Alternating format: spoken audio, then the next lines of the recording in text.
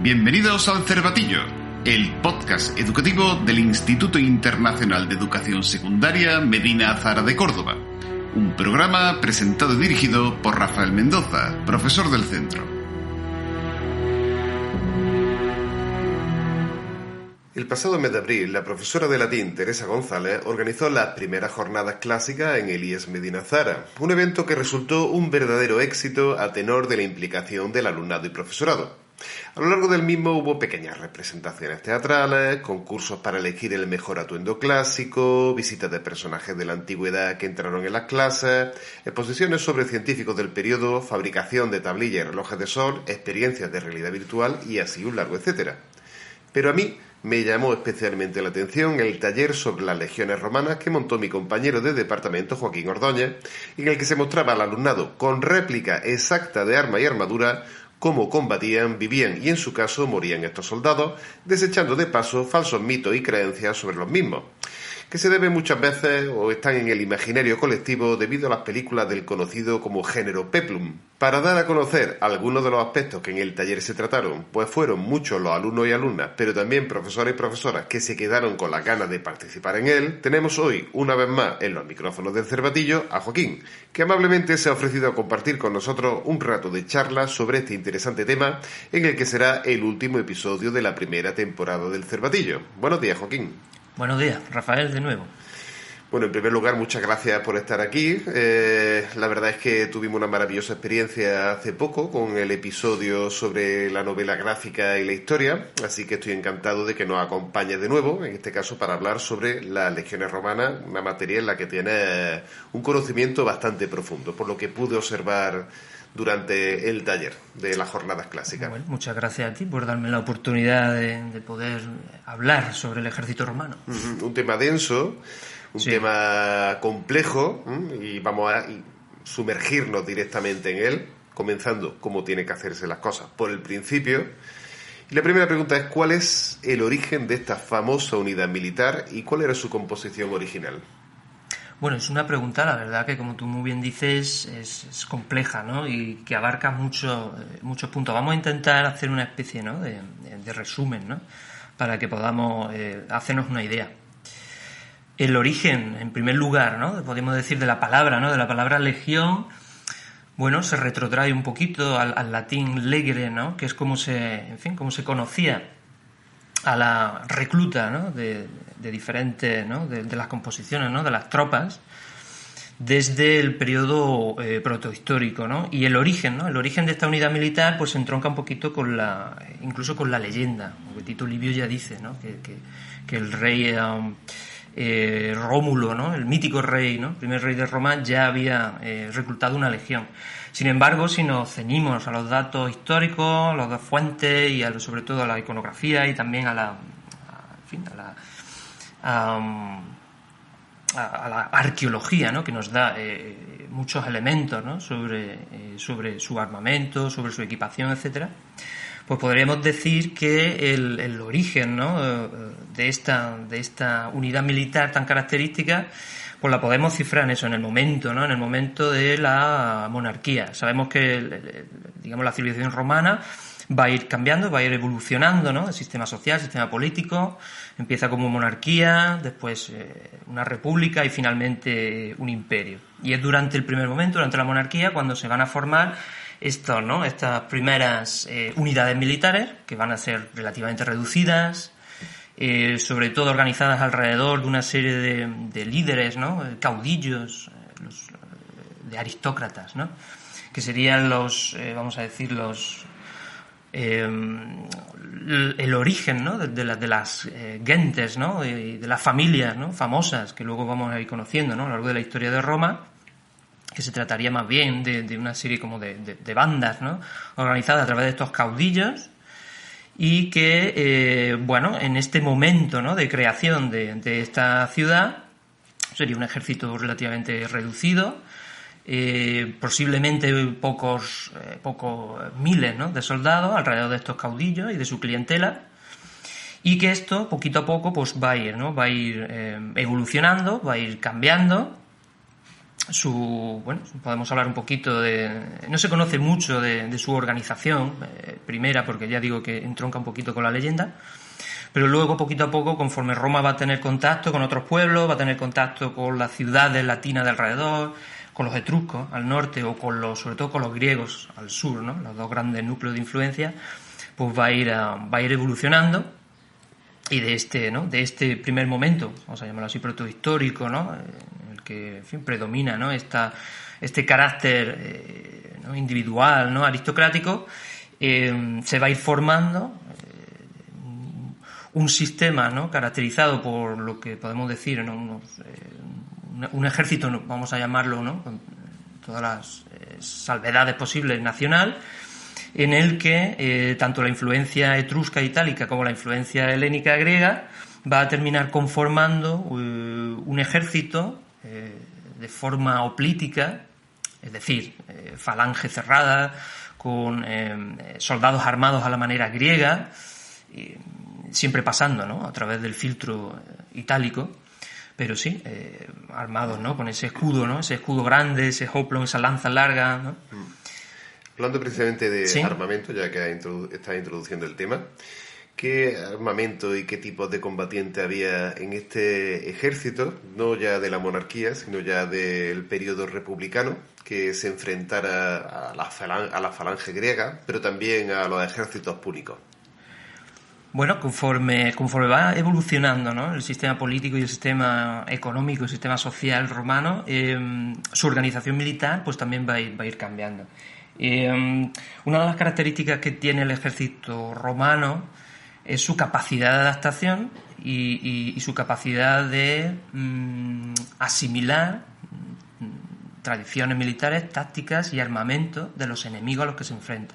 Entonces, pasamos un poquito de este sistema, vamos a decir, político, ¿no? porque en fin, es el que predomina en el mundo helenístico, y ya entrados en el periodo republicano, yo considero que un momento bisagra muy importante es la derrota, ¿no? que van a tener los romanos con la invasión gala del siglo IV antes de Cristo. Estos galos van armados con cotas de malla, cascos de hierro, espadas largas, escudos ovalados. Y esto va a hacer que los romanos se den cuenta de que necesitan un cambio y una evolución, ¿no? en su organización militar, y siempre, ¿no? como siempre partiendo, ¿no? de su idiosincrasia itálica, van a ir adaptando, ¿no? Entonces van a ir cambiando, tanto armamentísticamente, adoptando esas cotas de malla, adoptando esas espadas más largas, ¿no? que nos cuesta, ¿no? asimilar, ¿no? que los romanos llevaran una espada así larga, ¿no? de doble filo, pero en este momento, en fin, era así. Esos escudos ovalados como equipamiento muy parecido, ¿no? al que tenían estos galos, y a la vez se va a desarrollar un grupo, ¿no?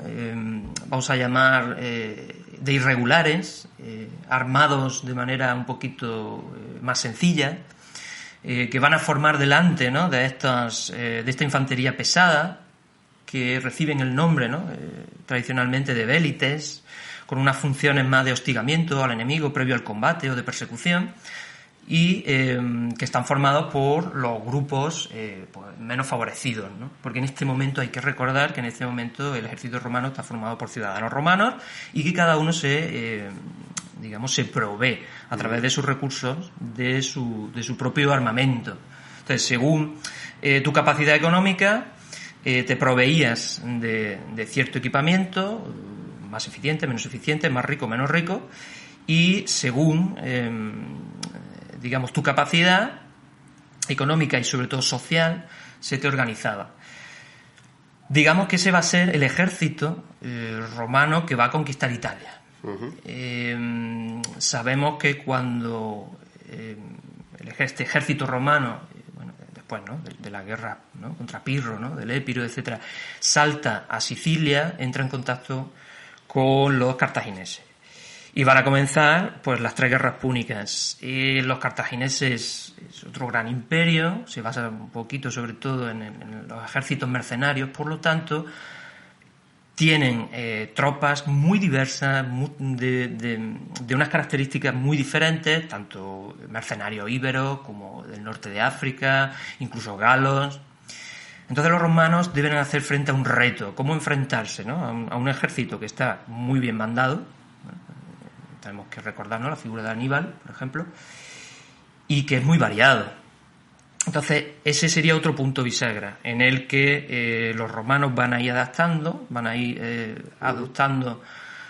Podemos decir que se va generalizando, se va estandarizando, ¿no?, entre comillas, el equipamiento y la táctica, y encontramos lo que se ha denominado el ejército manipular, o incluso el ejército que describe Polibio, admirado, ¿no?, de este ejército romano que va a vencer a los cartagineses. Un ejército cohesionado, porque son todos ciudadanos romanos, con una primera línea de vélites, como estabas comentando, que son unas tropas de hostigamiento, lo que muchos siglos después llamaríamos cazadores, por decirlo de alguna manera, ¿verdad?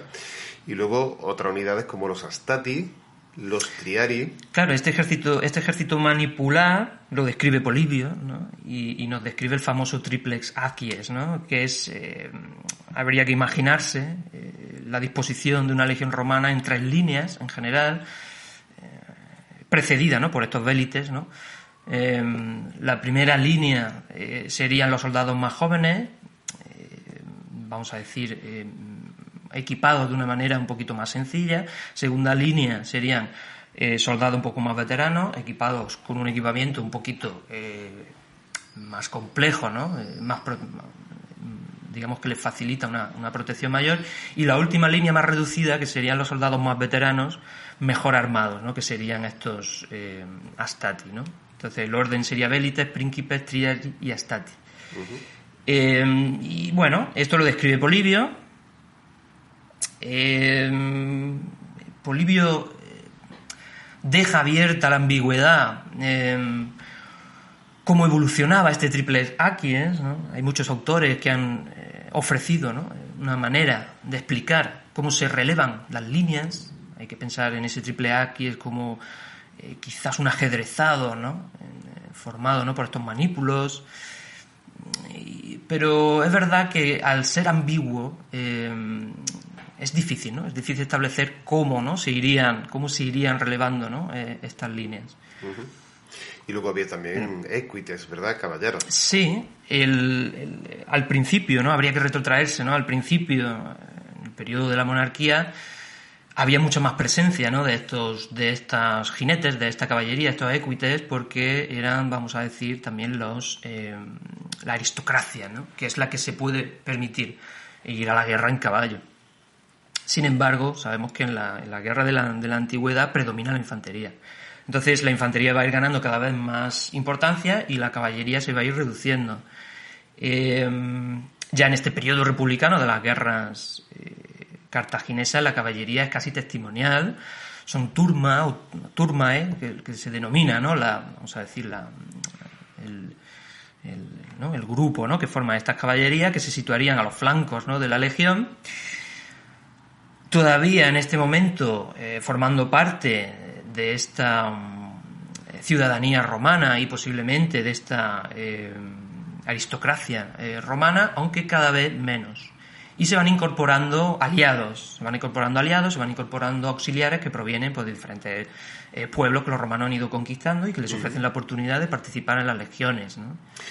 ¿Y cómo eran los líderes? ¿Quién lideraba estas legiones en principio? Porque han pasado grandes nombres para la posteridad. Estamos hablando de, por ejemplo, los cartagineses, y automáticamente aparece el nombre de Escipión el africano, ¿verdad? Sí. Como aparecerán los nombres de César, Pompeyo, Mario, Sila, grandes líderes, ¿no? ¿Cómo eran estos líderes? ¿Qué conocimiento militar tenían? Bueno, quizá nos sorprendería pensar que todos estos grandes nombres no son soldados, no son militares, son políticos. En la República Romana el servicio militar, digamos, aportaba currículum, aportaba prestigio, ¿no? Una victoria militar, ¿no?, o un triunfo, ¿no?, en la ciudad de Roma, te daba, digamos, un prestigio que luego tú catapultaba políticamente, por decirlo de alguna manera. Sí, que luego tú podías utilizar, ¿no?, a la hora de presentarte a alguna de las magistraturas, ¿no?, y que el pueblo reconociera tu virtud, tu valor, ¿no?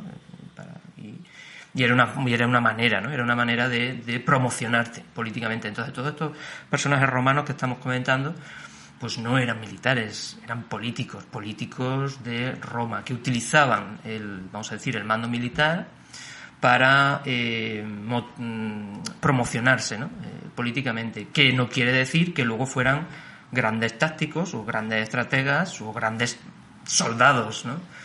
Pero en origen no. Pero no unos ciudadanos cualquiera, porque la mayoría venían del orden senatorial, ¿verdad? Efectivamente, hemos hablado de estas aristocracias, ¿no? Que tienen su origen, ¿no? Estas familias, ¿no? Que tienen su origen en desde, ¿no? El periodo monárquico, que luego van a ir asumiendo, ¿no? en el Senado, ¿no? La función, ¿no? de aconsejar a estos magistrados, y que siguen formando parte de la élite, ¿no? de la élite romana, de la aristocracia romana. Porque para ser, vamos a decir, comandante, ¿no? de legión, depende del momento, pero el mínimo, ¿no? Tenías que haber sido pretor o cónsul, ¿no? Que serían las dos magistraturas más importantes, ¿no? Del periodo republicano. Y adquirir o poder presentarte a estas magistraturas necesitabas una capacidad económica muy alta, por lo tanto se restringía, digamos, a estas grandes familias aristocráticas. Luego es verdad que también el orden ecuestre formaba parte de los tribunos, centuriones también, cuestores, pero claro, no es como los cónsules, ¿verdad? Que eran los líderes del orden senatorial de todas estas grandes familias. Podemos asimilar, ¿no? Luego, posteriormente, ¿no? En época imperial, el legatus, ¿no? El legado, que sería el general de la legión, subordinado al emperador. Pero en la época republicana son los pretores, los cónsules, ¿no? Los que después de sus cargos tienen ese cargo. Y el orden ecuestre, que digamos queda un poquito restringido a los mandos, vamos a decir, mandos intermedios, ¿no? Tribunos militares, cuestores, labores administrativas, de aconsejar, ¿no? al general, en este caso el pretor, el cónsul, ¿no? Y también a los centuriones, ¿no? Quizás los centuriones eran personajes muy experimentados, la columna vertebral de las legiones romanas, porque es verdad que los políticos van y vienen, pero los centuriones permanecían, claro, entonces es importante. Sin embargo, y nuestros oyentes van a ir descubriendo a lo largo de este episodio que las legiones romanas no fueron para nada algo inmóvil, fueron evolucionando a lo largo del tiempo, en tamaño, en táctica, en armamento, etcétera. ¿Cómo fue evolucionando la legión entre el periodo republicano y ya el imperial, verdad? Se habla del paso del periodo manipular, al periodo de las Cortes. Sí, bueno, el ejército romano que describe Polibio, que es el que se enfrenta a los cartagineses, ¿no? Que va a triunfar, es el ejército manipular. Bueno, que es un manípulo, ¿no? El ejército romano, digamos que la unidad mínima sería el contubernio, que son 10 soldados, bueno, serían 8 más los sirvientes, luego la centuria, que serían 100, pero en realidad, bueno, en fin, 80 más los sirvientes, y 2 centurias, pues sería el manípulo. Y entonces es una manera de organizar, ¿no? De organizar, incluso de disponer la legión sobre el campo, etcétera. Y este es el que va a triunfar sobre los cartagineses. Por lo tanto, digamos que los romanos ven que este sistema funciona. Sin embargo, vemos, ¿no? Estudiando, ¿no? La historia, que después de este triunfo sobre Cartago se van a suceder una serie de derrotas, ¿no? Entre el mediados, ¿no? Del siglo II a.C., 140, 150 a.C., hasta aproximadamente el 100, esos 50 años, los romanos van a encontrar dificultades, ¿no? En sus campañas, y se van a dar cuenta de que deben asimilar o deben evolucionar, ¿no? Su sistema militar. Eso por un lado, y por otro lado se están produciendo una serie de cambios sociales y cambios económicos que también afectan, ¿no? A esta organización. De manera, vamos a intentar resumirlo de manera muy rápida. Por ejemplo, se producen, ¿no? Unas invasiones de pueblos germánicos, los cimbrios, los teutones, etcétera, que van a vencer a los romanos en el norte de Italia. Y luego, ¿no? Se están produciendo una serie de cambios sociales y económicos. Tenemos que recordar que el ejército romano se nutre de voluntarios, y de voluntarios que son propietarios, que se pueden permitir ir a las campañas y sostenerse y su propio equipamiento. Estas campañas cada vez son más largas, estas campañas cada vez son fuera de Italia, por lo que estos propietarios, que la mayoría son campesinos propietarios, pasan mucho tiempo fuera de su finca, ¿no? De su propiedad. Esas propiedades, para mantenerlas, requieren mucho dinero. Muchos de estos propietarios al final tienen que malvender sus fincas, sus tierras, a grandes propietarios que las van a explotar con mano de obra esclava que se está adquiriendo a través de las campañas, etcétera. El caso es que la base del ejército romano republicano, que son estos propietarios, cada vez es menor, y entonces el ejército romano se encuentra que debe cambiar su organización y su composición. Y todo esto lleva un poco alrededor del año 100 a.C. a un personaje clave, ¿no? en el desarrollo del ejército romano, que es Cayo Mario. Cayo Mario se va a dar cuenta, ¿no? de esta situación y va a empezar una serie de reformas y podemos decir, o se admite, que esta reforma es, digamos, el punto, ¿no? que profesionaliza, quizá definitivamente es muy taxativo, pero que profesionaliza el ejército y lo estandariza, porque abre la puerta a que los llamados proletari, ¿no?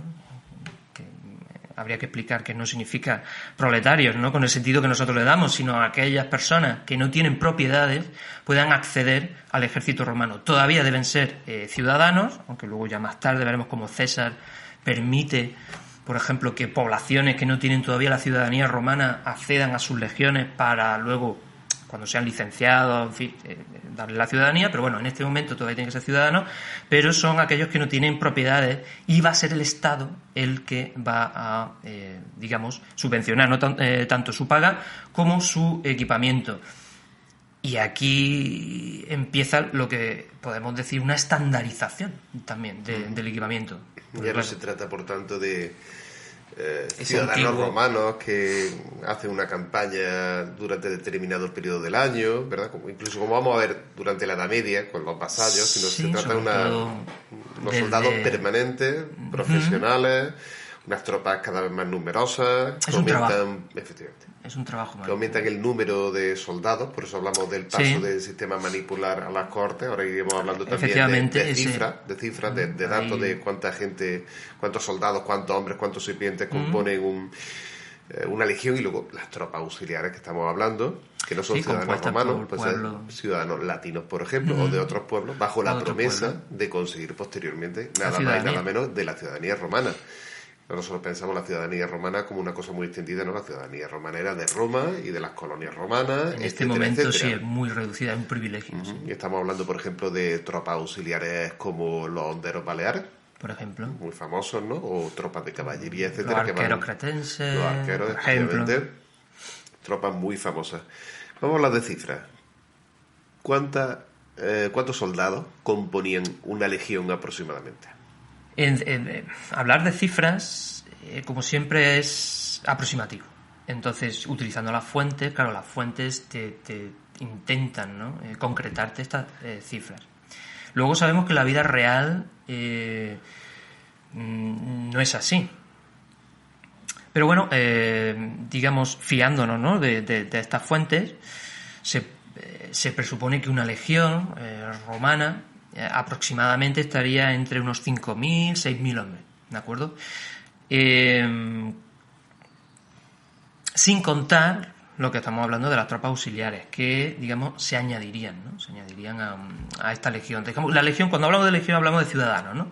En este momento. Y a esos aproximadamente 5.000 soldados, que incluyen, esto es muy importante, no solamente soldados, vamos a llamarlos guerreros, ¿no? Que luchan, ¿no? directamente, sino que una legión romana incorpora un montón de cuerpos especializados, que es uno de los claves, ¿no? Una de las claves del éxito. Ingenieros, administradores de las pagas, médicos, artilleros. Entonces, todo esto, ¿no? Herreros, ¿no? Para reparar las armas. Todo esto... Y esclavos, ¿verdad? También había muchos esclavos. Esto sorprende, en principio. También esclavos. Claro, De hecho, para mantener el funcionamiento lo que es una unidad, lo que es una legión, hace falta mucha mano de obra.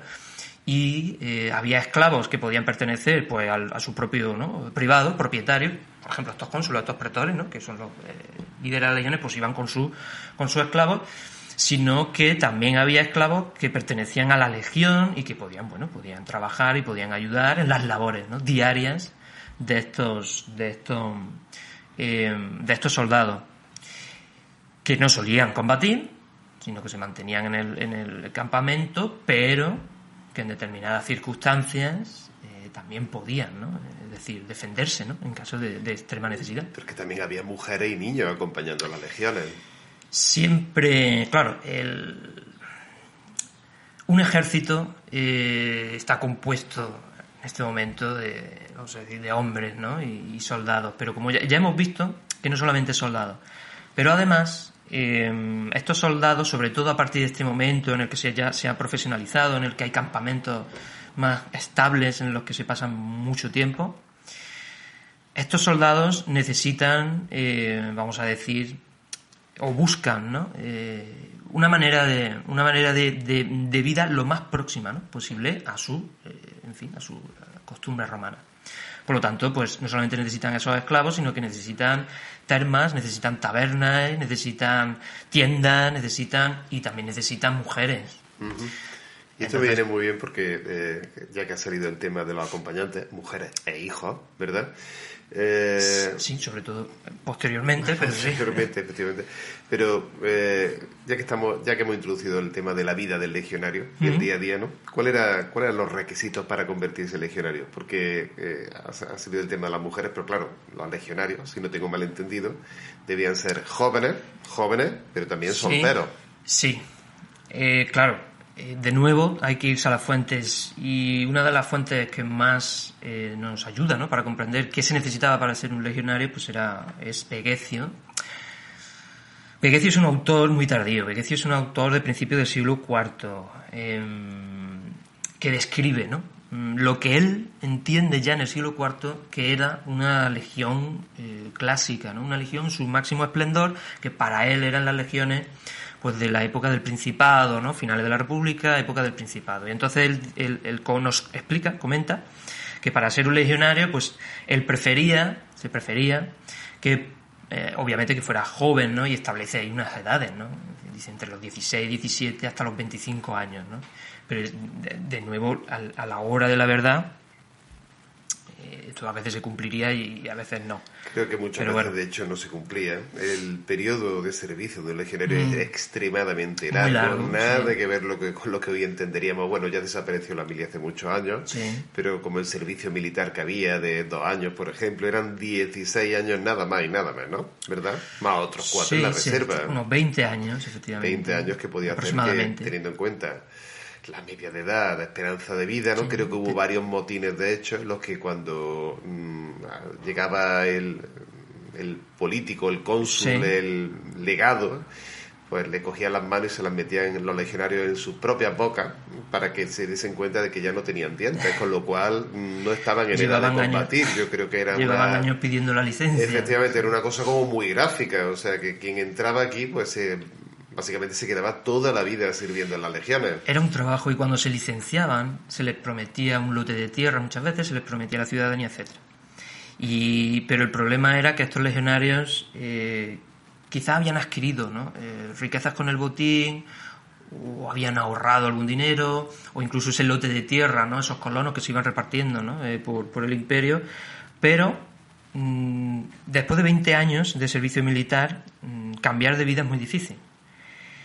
Entonces muchos, a pesar de ser mayores, continuaban al servicio de la legión, y ya incluso podía ser desde algo, a lo mejor no era un combatiente, ¿no?, directo, pero sí seguía formando parte, ¿no?, de la vida de la legión.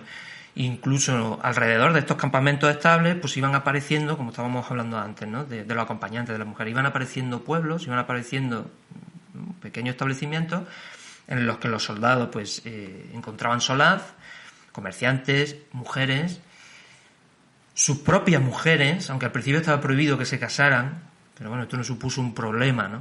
Y luego más adelante en el imperio hay emperadores que esto tienen que reconocerlo, ¿no? Incluso ante la falta de reclutas, pues reconocen que los hijos de los soldados deberían continuar con esa profesión, ¿no? Pero bueno. Ajá. Has sacado el tema del botín. Quizá era uno de los mayores incentivos para dedicarse a esta vida de legionario. Sí. Hay que tener en cuenta, como estamos diciendo, que en el momento en que Mario abre la puerta a los no propietarios, ¿qué motivación tiene una persona con pocos recursos, una persona pobre, estamos hablando de hace 2000 años, para incorporarse, ¿no?, a un ejército? El ejército, que es muy famoso por su dura disciplina, por los castigos duros, por ¿no?, los peligros inherentes a la labor, ¿no?, militar, peligro de combate, de muerte, etcétera, ¿no? Pero ¿qué les podía motivar? Pues teniendo en cuenta esto, claro, una motivación principal es el botín. Pero no solamente el botín, sino que aunque nos parezca algo que llame mucho la atención, en el ejército romano se vivía muy bien, siempre dentro de los estándares, ¿no?, de estas personas, que no tienen trabajo o que son tienen necesidades. Uh-huh. El ejército romano tiene techo, tienes comida, tienes compañerismo, posibilidad de botín, a viajar, lo de siempre, ¿no?, aventuras, ¿no? En fin.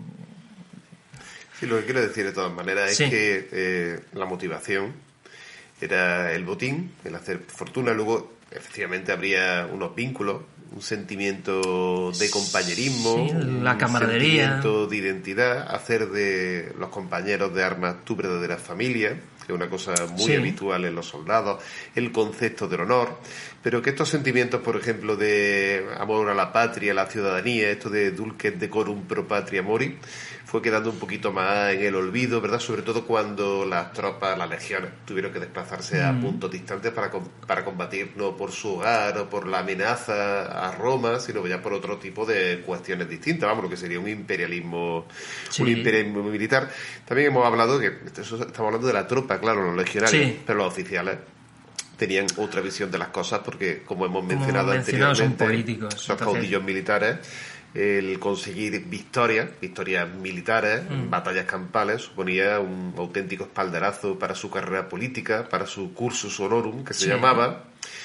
Y luego... luego en el imperio, cuando esa carrera política depende del emperador, sí aparecen, podemos llamar, militares o altos cargos que sí podemos decir más profesionales, ¿no? Pero esto ya sería en momento un poquito más tardío, ¿no?, del imperio. En todo caso, la vida del legionario, parte del botín que consiguiese, o por distintas motivaciones de las que estamos hablando, luego terminaba su vida, si era posible, consiguiendo un lote de terreno, ¿no?, el reparto del ager publicus, por parte de los políticos. Muchas veces se hacían donaciones, territorios que se le quitaban a los vencidos, ¿verdad? Colonias, efectivamente, para repartir este tipo de cuestiones, ¿no?